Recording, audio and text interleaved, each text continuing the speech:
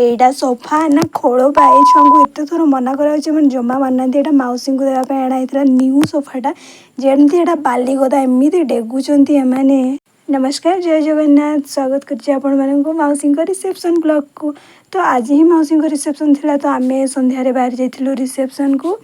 गाँव में बाहर गलु पाखापाखि 3टा गोटे गोटे चॉकलेट धरिकी मार्केट रे पहुँची गलु। मार्केट रे गाड़ी रही तो गाड़ी बाहर को मार्केट रे गाड़ी रहा जेहेतु आम टे बाहर को आसलु से गुपचुप खाइबू बोली आम बाबू जिद कला गुपचुप खायापी तो केवल से नुह मुझे खाइली से खाइब मुझे कौन छाड़ी आम गुपचुप खाई सारू सीधा गाड़ी तापर आसिक अटकिला मौसी घरे।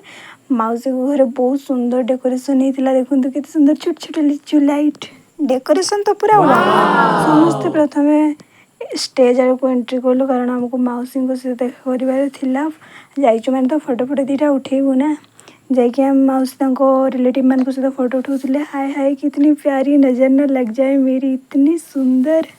आम कन्या गलिया लोक सब वेट करते स्टेज तले केत फ्री है फोटोशूट करूँ फाइनाली फ्री टाइम आसीगला समस्ते जाकि फोटोशूट करदेलु। तापर मौसा न्यू घर देखा गलु सीटी मत बेस खुशी लगे से वाल कलर आ पिंधा ड्रेस कलर पूरा मैच हो जाए। मुझे किसी क्लिप नहीं आपण मैंने देखी नी कि देखो फोटोटा आई ड्रेस लिंक जब आपको दरकार मुझे टैग करदेवी कमेंट जनइबे जब आपको दरकार। ये आम पलि आसलु खायापी कारण बहुत राति हो जाता देखो आइटम ना कहूनी सब आपने देखी दिंतु। मत बेस भल लगे पणस पकड़ा पायस पीकी मुझे ब्लॉग टी एंड कली ये रही जय जगन्नाथ। हाँ सब्सक्राइब करने को आप भूल जाते सब्सक्राइब करके जी।